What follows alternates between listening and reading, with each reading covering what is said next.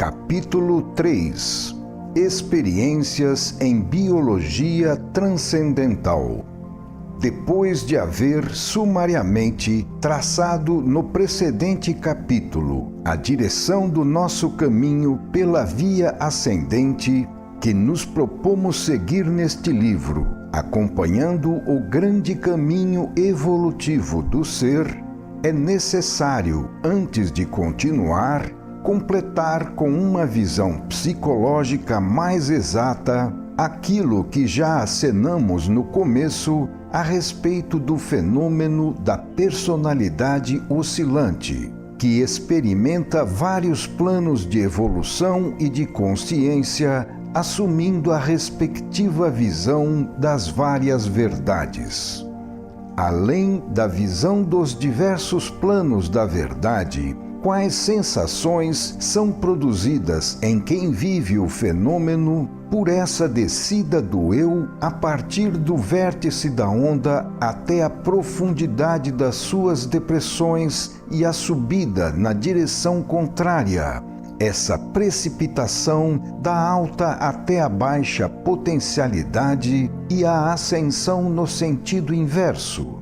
Como acontece e como se explica esse fato? Qual o seu significado biológico na economia da vida? Aquele que escreve aqui procura documentar, através da sua própria experiência, o estranho fenômeno vivido por ele, aprofundando assim o complexo problema já tratado da personalidade humana, para o qual enviamos os leitores indicando-lhes o final do precedente volume, a nova civilização do terceiro milênio. Com isso, ficará mais aclarado o fenômeno inspirativo, já examinado no volume As Noures. O mundo ideal, antecipado pelo evoluído nas suas visões, não é uma realidade que já tenha alcançado a sua manifestação em nosso ambiente terrestre. Esse mundo superior não existe aqui na Terra senão como uma miragem, uma utopia, um estado potencial de futuras realizações, tal como é a árvore para uma semente, uma condição de algo que poderá ser, mas que ainda não é. Não existindo em nosso mundo como realidade concreta e objetiva, essas verdades superiores não são suscetíveis de percepção exata e de experimentação, o que as torna irreais, fantasias, ilusão. De fato, na Terra, elas são uma miragem produzida pela projeção de uma realidade longínqua, que é, no entanto, plenamente objetiva para planos evolutivamente superiores ou para quem saiba conscientemente encontrá-las. Essas realidades espirituais, portanto, podem ser exatamente percebidas e experimentadas em estados de consciência de alta potencialidade. Então, enquanto o observador permanece nessas condições, é possível explorar aquele mundo ignorado da mesma forma como se explora a realidade concreta do nosso mundo terreno através dos sentidos comuns. Isto pode ser bem compreensível para todos, pois é sabido que tudo o que nos circunda toma certa aparência somente em função dos nossos meios sensórios, e que quando estes sentidos mudam, esta aparência pode mudar completamente. O método inspirativo ou intuitivo usado aqui, meio de pesquisa atingido pelo autor por meio da evolução de suas qualidades de sensibilidade, é justamente o que lhe permite atingir conscientemente planos superiores de vida e levar a cabo, num estado supernormal de percepção, observações, experiências, crítica e registro das soluções dos problemas focalizados. As melhores páginas de toda a obra, da qual este volume faz parte, foram obtidas com esse método. É verdade que tal método não pode ser usado por todos como os comuns meios de pesquisa.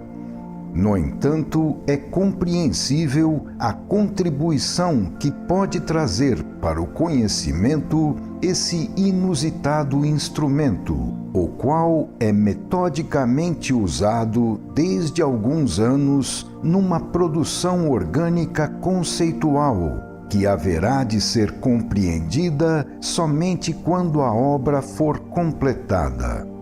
Tratando-se de um caso de exceção e não tendo a ciência resolvido tais problemas, esse método veio a ser confundido com mediunidade, ultrafania em transe, espiritismo, etc. Mas aqui não existem fenômenos físicos nem transe. O transmissor funde-se em colaboração com o receptor numa obra orgânica, na qual é cientificamente enfrentado, inclusive como síntese, o campo do saber humano, para dar orientação e solução aos problemas mais árduos e vitais. Nada há de estranho que nessas condições especiais e com esses meios seja possível alcançar o conhecimento de outros planos de vida, onde o que é real e objetivo não é a matéria, mas sim o espírito, e obter assim a expressão daquela realidade imaterial por trás de todas as formas, as quais são regidas por este imponderável e não passam de uma sua manifestação exterior. É dessa forma que o imponderável emerge do mistério e assume, visto pelos olhos do espírito, a mesma solidez que a realidade concreta apresenta aos olhos comuns. Assim, a vida, percebida com outros meios, revela-se diversa, mudando completamente o significado e o aspecto das coisas. Então, em face do espírito, o nosso mundo, que se apresenta a nós como realidade, torna-se ilusão, enquanto o mundo do espírito, que nos parece sonho, surge como realidade. Nós nos movemos, de fato, entre duas realidades. Cada uma das duas parece ilusão ao ser observada do ponto de vista da outra. No final do volume precedente, A Nova Civilização do Terceiro Milênio, descrevemos os dois caminhos que levam para as duas realidades. A primeira por percepção direta exterior, a segunda por percepção inversa interior. As chamadas criações do espírito nada mais são do que percepções de realidades evolutivamente mais elevadas, registradas por meio dessa percepção interior. Dessa maneira, tanto no campo científico como no artístico, o gênio nos mostra, sem transe e com potência de resultados que superam aqueles da comum ultrafania, haver tido contato com realidades que não são da Terra. Isso não deve surpreender, pois até mesmo as realidades que sempre tocamos com as mãos desfazem-se no imponderável quando observadas com a análise penetrante da ciência moderna. Veremos melhor esta questão no capítulo As Últimas Orientações da Ciência. Desse modo, a estabilidade da matéria se reduz, em última análise, à simples constância dos princípios diretores abstratos que a regulam. Isso confirma o conceito acima exposto da completa relatividade do nosso conhecimento, visto ser evidente que os axiomas colocados por nós como base de seu edifício estão em função dos nossos meios sensórios e são dados por um consenso derivado da semelhança entre esses meios. É apenas em razão de serem feitos e enquanto permanecem desse mesmo modo que os seres podem se compreender entre si, pois de outra forma eles não se compreenderiam mais. Certamente deve haver uma realidade última que seja objetiva em si e por si. Mas o que ela seja na sua absoluta objetividade, além de todas as formas, ignoramos. Esta última realidade verdadeira, que está além de todas as aparências relativas, deve ao menos possuir, relativamente aos meios de observação, tantos aspectos objetivos quantas são as reações e reflexões que ela pode produzir em todas as possíveis formas de consciência. Não vemos nós que o nosso estado físico e psíquico, tão logo se modifique, produz em nós sensações diferentes? E nessa condição, não julgamos nós o mundo como uma realidade diversa? A absoluta realidade nos escapa completamente. Não somos nada mais do que peregrinos do relativo, para caminhar sempre nele, sem jamais poder exauri-lo. E mesmo avançando em nosso caminho evolutivo, se o campo do nosso relativo não muda, não possuímos nele senão alguma oscilação, que serve para experimentarmos a nossa vida. Verdades definitivas e estáticas são, portanto, impossíveis na Terra, onde há somente progressivas aproximações do inconcebível absoluto, que não podemos perceber senão como um ponto de referência, do qual, caminhando no relativo, procuramos sempre mais nos avizinhar. As duas realidades, a exterior da matéria e a interior do espírito, são os dois extremos que confinam o atual concebível humano, entre os quais se move, subindo e descendo, a observação da personalidade oscilante aqui estudada. Embora, por razões sensórias, a realidade da matéria seja considerada a mais verdadeira, perguntamo-nos a que ficaria reduzida a sociedade humana se fossem suprimidas as realidades imateriais do mundo moral e ideal, onde estão o bem e o mal, o sentimento, a fé, o pensamento, a arte e a própria ciência, produtos pertencentes a outro mundo, que mesmo se perdendo no imponderável, inegavelmente se projeta em manifestações bem sólidas e tangíveis, também em nosso mundo material. As veneradas representações do imponderável, em símbolos, bandeiras, imagens, não são criações ou convenções arbitrárias, mas sim sinais e formas nas quais a maioria reconhece uma realidade interior, outro tanto verdadeira.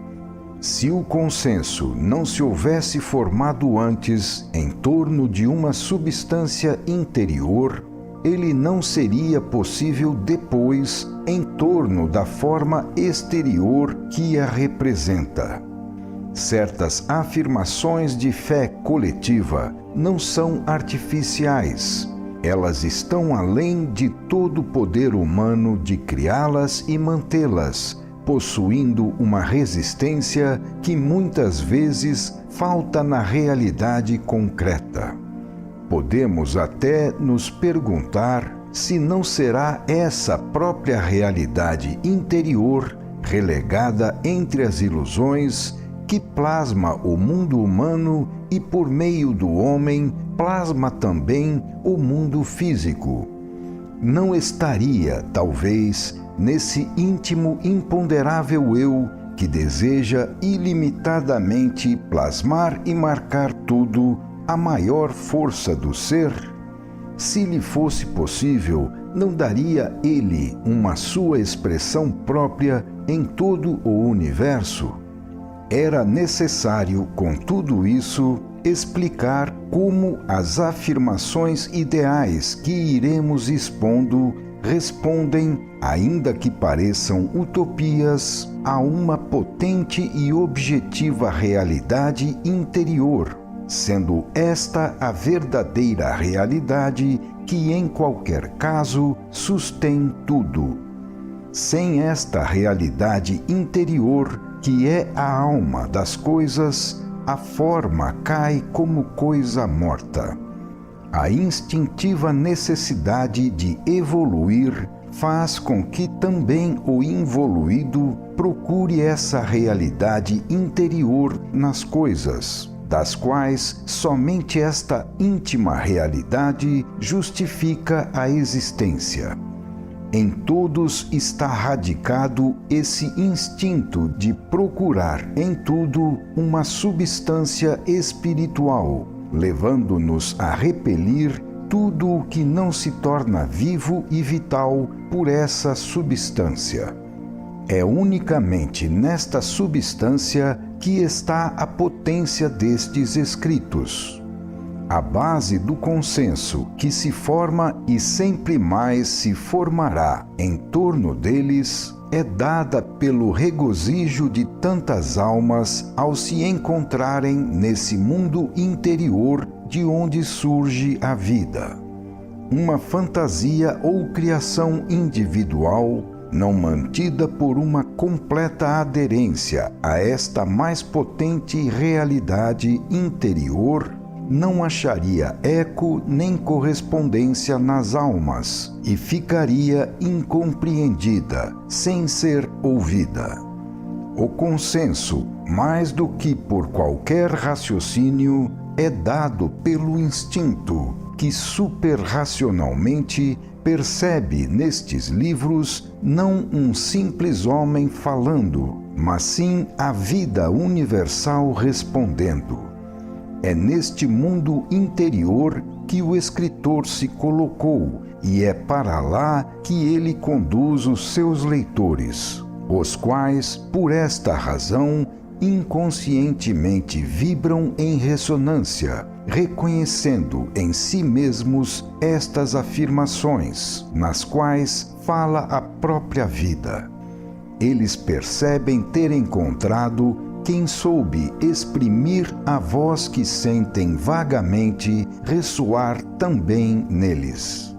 O organismo que opera tais percepções e registros é o espírito, situado no plano da realidade interior, o polo oposto àquele do corpo, que está situado na realidade sensória exterior.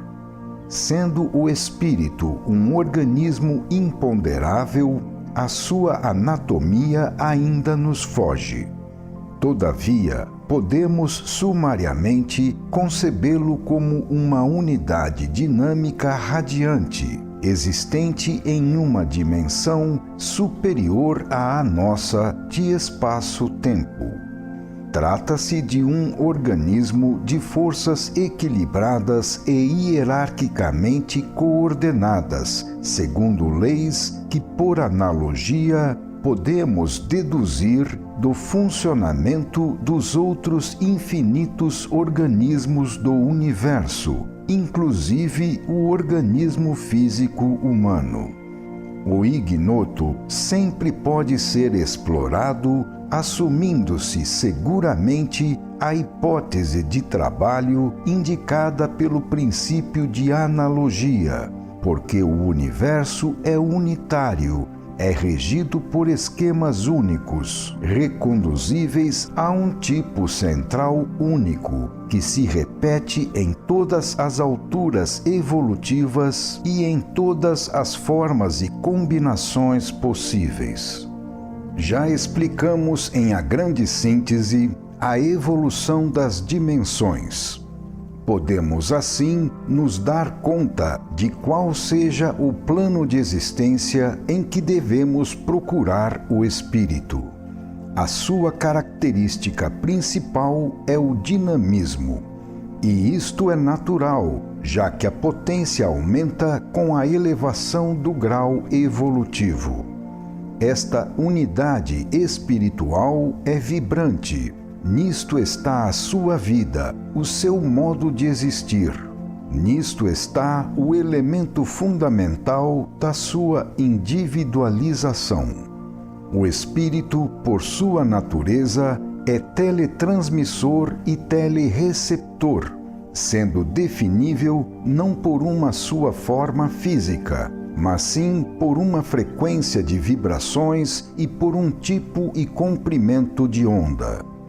No futuro, a personalidade humana não será individualizada por caracteres somáticos, mas sim psíquicos. A identidade de cada um será expressa por um diagrama, definindo o tipo pela trajetória e frequência da onda individual. Um novo mundo de radiações que hoje não imaginamos invadirá a nossa vida cotidiana. A posição do indivíduo será determinada pelo próprio tipo de vibração, resultante dos pensamentos e atos dominantes. A convivência social será, em grande parte, uma questão de sintonia. Esses são os primeiros passos da futura evolução humana. A nossa existência se tornará sempre menos física e sempre mais psíquica, nervosa, espiritual. Trata-se de uma expansão imensa da personalidade humana, que lembra aquela atingida pelo ser no momento em que ele, saindo da imobilidade da planta, alcançou a mobilidade do animal, realizando assim a possibilidade de infinitas novas experiências, base de novas e amplíssimas ascensões. O ser existe até onde alcançam os seus meios de percepção, que ele, tornando-se sempre mais espírito, amplia e vai, assim, alcançando uma imensa expansão da personalidade, a qual agiganta o seu campo de ação e o seu poder de domínio. Quantas realidades, quantas experiências e, com isto, quantos novos meios de elevação poderá amanhã realizar um ser que, além das atuais escassas possibilidades sensórias, poderá alcançar uma telepercepção e uma telecomunicação radiantes. Então, os atuais limites do concebível se ampliarão para dar lugar a formas de existências hoje insuspeitadas. Os evoluídos que já se encaminham por essa direção sentem o corpo não como um meio de expansão e de experimentação, mas sim como um limite à vida, uma prisão da qual se deve fugir. A evolução representa para todos, em todos os níveis, uma expansão vital. Procuremos observar sempre mais a fundo essa biologia transcendental, na qual a própria vida do corpo evolui gradativamente para a vida do espírito, que é o resultado e a meta da vida física. Podemos fazer isto dispondo dos princípios, dos meios e dos métodos já expostos aqui. Certamente, essa catarse biológica pode implicar, como efeito colateral e secundário, uma perturbação do equilíbrio normal e medíocre, abre aspas, mente sã em corpo são, fecha aspas. Isso porque a transformação se dá com dano do corpo em atrofia e no proveito do espírito em hipertrofia. Esse desequilíbrio, porém, reequilibra-se gradativamente em outros equilíbrios para atingir o superior equilíbrio de uma nova fase evolutiva. Procuramos dar a documentação experimental destes fenômenos de biologia transcendental vividos pelo autor. No homem de tipo médio, o funcionamento orgânico e psíquico equilibram-se, razão pela qual o diagrama do tipo da onda psíquica individual exprime uma trajetória e frequência medianas, quase constantes. A psique esgota a maior parte das suas funções em atividades relativas à vida física do corpo. A personalidade é estática, sem saltos evolutivos. Os planos superiores da vida estão, por isso, fora do seu concebível e da sua experiência. Mas, assim que por maturação, depois de percorrer longos períodos experimentais, o registro e assimilação dos seus resultados estão completos e chega-se à saturação do dinamismo daí resultante, inicia-se então, no campo dado pelo organismo de forças constituído pelo espírito, condição que se atinge somente através do amadurecimento, uma alteração no equilíbrio daquelas forças, tendendo a deslocar seu baricentro evolutivamente mais para o alto. Esses conceitos espaciais são meramente imagens, dado que o fenômeno verifica-se em dimensões superiores. Substancialmente, trata-se de deslocamentos cinéticos da substância, onde se efetuam os registros daquelas experiências que formam depois as qualidades instintivas adquiridas, aquelas ideias inatas posteriormente inseridas na personalidade como suas características que a individualizam. Não entramos aqui no problema de sermos, assim, filhos dos nossos pensamentos e ações no passado, condição da qual o nosso destino é uma consequência, problema que também já tratamos anteriormente. É assim que se inicia de fato a hipertrofia psíquica, encetando a evolução para aquele determinado tipo. Trata-se de hipertrofia porque a vida é uma contínua experimentação para nutrir o ser em sentido evolutivo, e tudo que se nutre armazena dinamismo, razão pela qual deve se desenvolver. Mas, pelo dualismo e equilíbrio universais, deve ocorrer no polo oposto, na cauda da evolução, um correspondente afrouxamento no metabolismo vital, um hipofuncionamento, tendendo à atrofia das qualidades e órgãos correspondentes, que exprimem este metabolismo. Tudo isto ficará abandonado no passado, do qual não sobrevivem senão ruínas no organismo físico e no subconsciente. Veremos mais adiante que a matéria, em seu último elemento, nada mais é do que um pequeno feixe de ondas, reduzindo-se assim a uma frequência ondulatória ou vibração, o que a torna capaz de formar a vida e os vários tipos biológicos.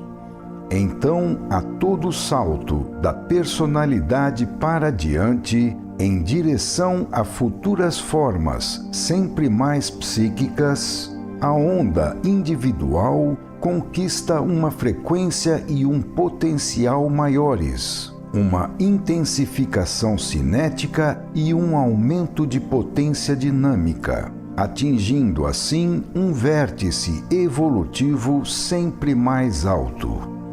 O aumento da tensão biológica nesse plano implica uma paralela depressão no plano físico.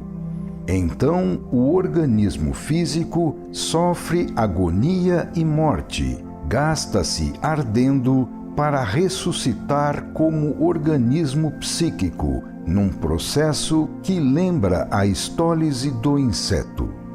O fenômeno foi vivido por muitos pensadores, artistas, místicos e santos, os quais, porém, não se deram ao trabalho propositado de observá-lo introspectivamente com uma psicologia analítica, segundo a orientação científica moderna.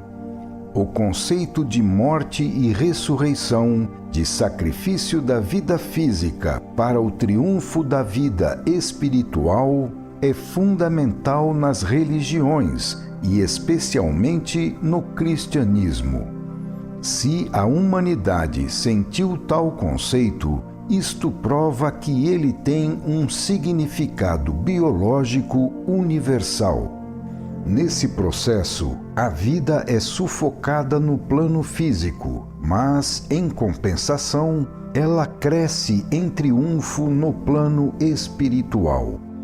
Isto é totalmente lógico para quem conhece os métodos e a economia da vida, de compensação e equilíbrio, de sempre criar, sem jamais procurar uma renúncia, senão para compensá-la com uma conquista.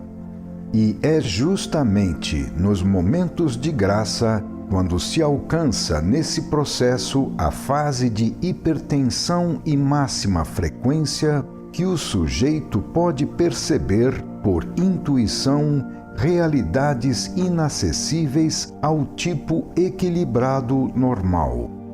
Mas, pelas mesmas leis já mencionadas, a vida deve se retrair das posições demasiado avançadas, as quais, caso persistissem, ameaçariam definitivamente a sua estrutura e as quais, assim, somente é possível retomar depois do reequilíbrio em posições mais embaixo.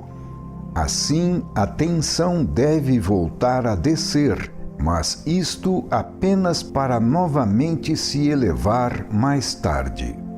Nessas oscilações, as posições novas, instáveis, devem se estabilizar gradualmente à medida que forem assimilando experimentalmente todos os elementos constitutivos. Entretanto, por compensação, deve-se dar uma queda, que é ignorada pelo tipo normal, uma descida proporcional à subida, para um nível inferior ao normal, uma caída em hipotensão, depressão ou colapso, na qual o sujeito torna-se menos inteligente do que o tipo médio. Então, o seu caso será tido como patológico e tal indivíduo aparecerá como um vencido na luta perante o mundo, mas não perante a vida, que o retomará num lance ainda mais potente, sempre mais para o alto, enquanto o tipo normal continuará adormecido na sua mediocridade. Dos dois tipos, somente o evoluído é o verdadeiro vencedor. Assim, a evolução avança para uma progressiva expansão da personalidade por contínuos ensaios e estabilizações em mais altos níveis espirituais. A oscilação entre máximos e mínimos do concebível não é estéril, porque ela nunca se repete idêntica, mas toca um vértice cada vez mais alto e desce a uma depressão sempre menos baixa. Desse modo, todo o sistema caminha para formas de vida mais elevadas. Se de um lado essa oscilação significa conquistas sempre mais vertiginosas, ela também é, por outro lado, constituída de quedas pavorosas. Se temos os momentos de expansão paradisíaca, temos igualmente os momentos de desânimo e agonia. Quem vive o fenômeno sente esse respiro evolutivo da personalidade nas duas inversas fases de expansão e contração de consciência. Primeiro, um dilatar-se, quase uma explosão do eu além dos limites comuns da vida, com uma triunfal expansão de alegria. Depois, um abismar-se, uma precipitação, retraindo-se nas formas comuns da vida. Esse retrocesso involutivo é terrificante. A superconsciência atingida inicialmente parece desfazer-se em cinzas, o que dá ao eu uma angústia indescritível, uma imensa saudade do grande bem perdido como conhecimento, poder e liberdade. É um choro salutar, porque nele se aninha o desejo criador de novos ímpetos e a necessidade de realizá-los a qualquer custo. Então, purificado por essa dor necessária, transformado, desvencilhado das escórias, tornado digno de novas ascensões, o eu ressurge de suas cinzas para se lançar sempre mais para o alto. A elaboração evolutiva consiste exatamente nessas anulações e reconstruções do eu.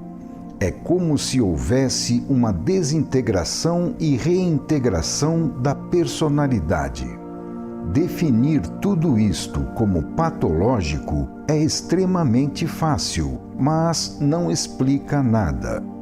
Embora muito estranho, um estado assim, do qual resultam potenciais criadores de tamanho porte, é desejável, e considerá-lo patológico seria como definir patológicas as dores do parto. Permanece o fato de que a reintegração da personalidade se processa regularmente e sempre para um nível mais elevado. Para compreender bem o fenômeno, seria necessário introduzir em biologia o conceito de evolução das dimensões. Parece que além dessa destrutibilidade de superfície, há uma indestrutibilidade mais profunda, de substância, pela qual o fenômeno obedece a uma íntima e inesgotável potência criadora das coisas, que está em Deus. Essa potência não pode absolutamente ser detida, pois é mais forte que toda destruição, da qual ela se serve para transformar o ser, demolindo a cada passo o velho para reconstruir sobre suas cinzas o novo. No fundo desse respiro destrutivo criador, sente-se continuamente presente e criadora a imanência de Deus, e chega-se assim ao contato sensível com o seu poder, pois este é o poder que nos plasma diretamente. Só quem experimentou tudo isto pode dizer o quão tremendo é esse fenômeno.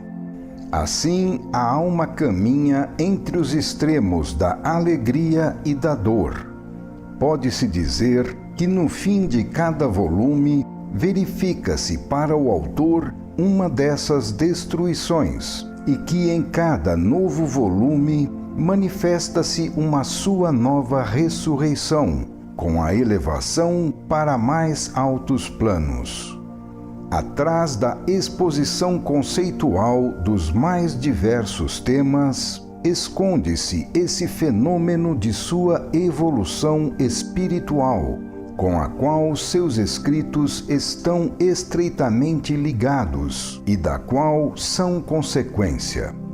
É assim que, na apresentação dos mais variados problemas gerais, existe o fenômeno real da sua particular metamorfose, que o leva de um plano biológico para outro, mais alto. Aqui, a vida está realmente trabalhando, aplicando as suas leis a um caso particular, para produzir um tipo biológico conforme os seus fins. Portanto, nos encontramos em face de um fenômeno que a vontade humana de terceiros não pode deslocar, razão pela qual qualquer dificuldade interposta para a divulgação destes livros, ou mesmo para a sua completa destruição, consumaria um dano para os leitores, mas não para o autor, que trabalha, sobretudo, em contato com as leis da vida. Podendo dizer para Deus, que fez todo o possível para cumprir a sua missão, ele não pode ser considerado responsável pelo restante. Ninguém pode desfazer o fato de que ele tenha sacrificado a sua vida para esse escopo e que tenha, com isto, cumprido a sua tarefa, o que significa realizar a sua transformação biológica e alcançar, independentemente de todo ser humano, a mais alta finalidade da vida.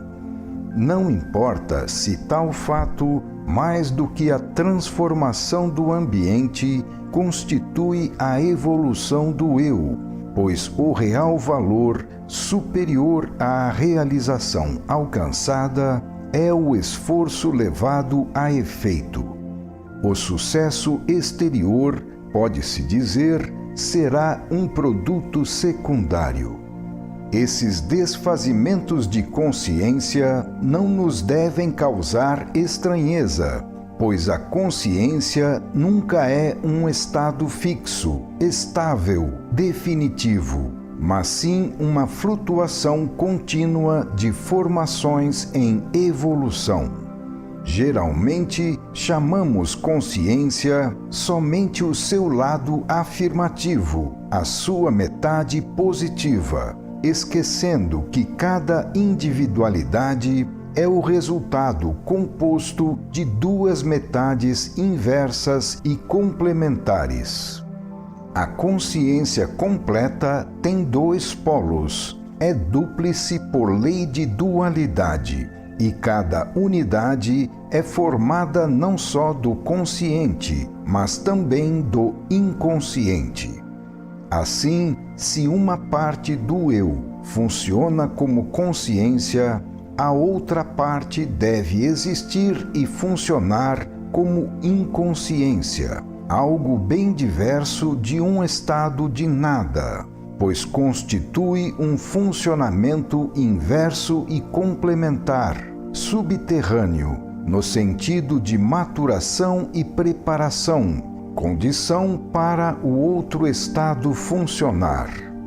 Na posição de consciente, o eu trabalha ativamente, projetando-se para o exterior e vivendo no ambiente, do qual ele sente as reações. Na posição de inconsciente, o eu trabalha passivamente, projetando-se para o interior, onde assimila as experiências e com elas vai se elevando. Essa elaboração advém de um estado que é de inconsciência com relação à consciência exteriormente ativa, mas que é tão somente uma consciência diversa, que só parece assim porque é vista ao contrário de seu outro polo. Quão grande parte do transcorrer de nossa vida e do funcionamento de nosso eu, como corpo e como espírito, ocorrem sem intervenção de nossa vontade e de nossa consciência. Parte de nosso tempo passa no sono, outra parte de nossa existência está submersa no esquecimento. Quanto da nossa consciência aprofunda-se nas trevas. Ela se apaga toda noite no fim de cada dia. No entanto, sempre ressurge e se reconstitui das suas próprias cinzas com os sepultados elementos do passado. Toda noite nos anulamos no sono e cada manhã nos reencontramos como éramos à tarde. Do mesmo modo, a cada morte, temos nossa consciência terrena anulada num sono que nada mais é senão uma consciência diversa, o lado negativo da outra consciência, que reencontramos em cada renascimento, tal como a tínhamos antes de morrer. Sempre o mesmo ritmo. Assim, a consciência emerge e se aprofunda, dos céus aos abismos e ao contrário, oscilando entre dois mundos opostos para realizar trabalhos complementares. Nada pode se anular em substância. Tudo continua sempre a viver e a funcionar, a trabalhar e a amadurecer. A memória não é o único índice de uma atividade cumprida no passado. Quando a possuímos, ela é tão imperfeita que bem pouco pode provar com fatos. Como se pode pretender, então, que a falta de uma lembrança exata constitua uma prova contra a nossa existência em vidas precedentes?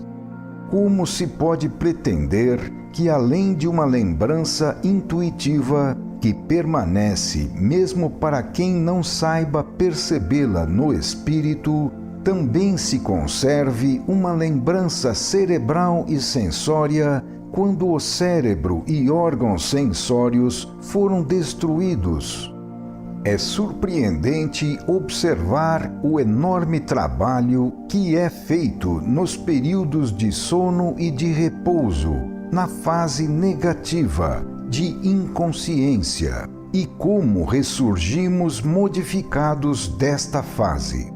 Deve haver nisso também outro ritmo de duas atividades opostas. Enquanto o eu fica imerso no esforço de lutar e experimentar, a lei o guia de longe, deixando-o com o seu cansaço.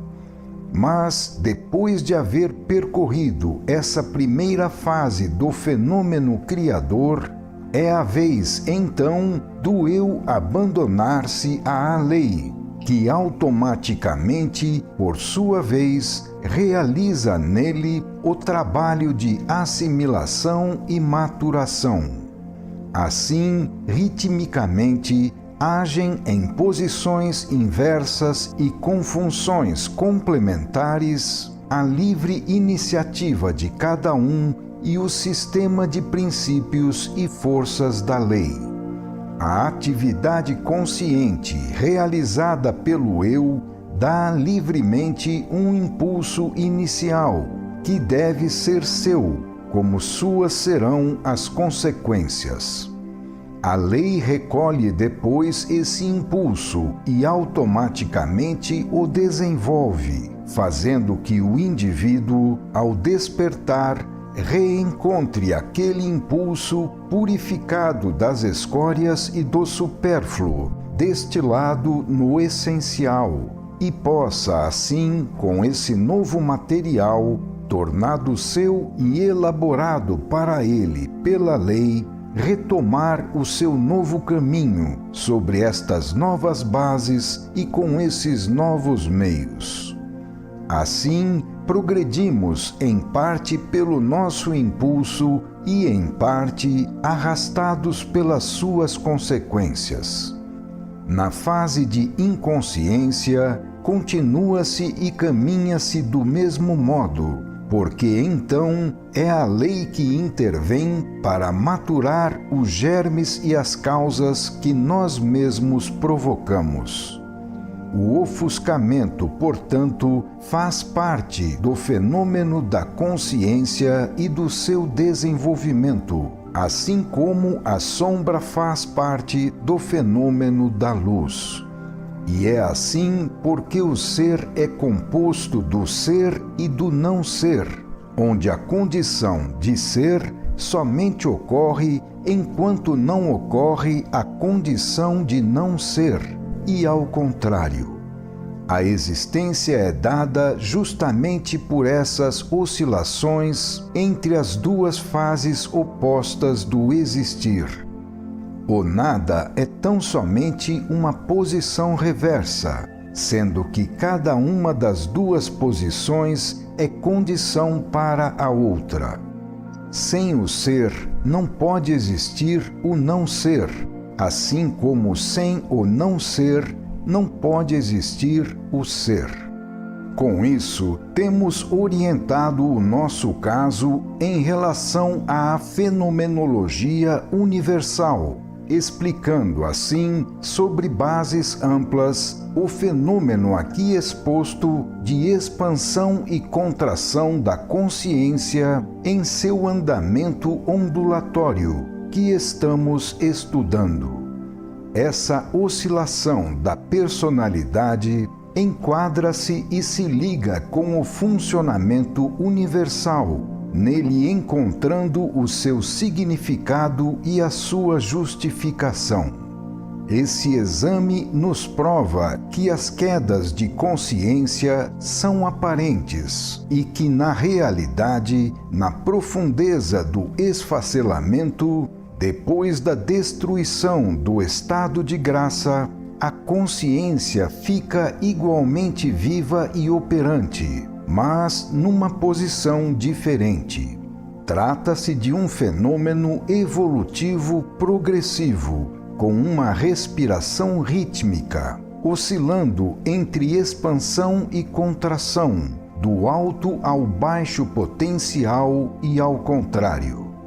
O que é esforço e atividade de elevação equilibra-se, compensando-se com um correspondente repouso ou inércia. Não devemos nos atemorizar com essas quedas de consciência, pois sabemos que depois ela se reconstitui sempre mais no alto.